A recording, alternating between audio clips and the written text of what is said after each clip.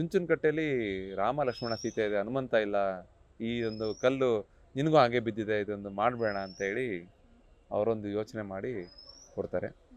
21 ಅಡಿ ಎತ್ತರದ್ದು. ನಾವು ಅಲ್ಲಿ ಅವರು ನನಗೆ ಒಂದು ಅವ್ರ ಮನಸ್ಸಿನಲ್ಲಿ ಏನು ಬೇಕು ಅಂತ ಕೇಳಿದರು, ಹೇಗೆ ಇರಬೇಕು ಅಂತ ಅಂದು ಹೇಳಿದರು. ಅವರು ತುಂಬ ಏನಂತಾರೆ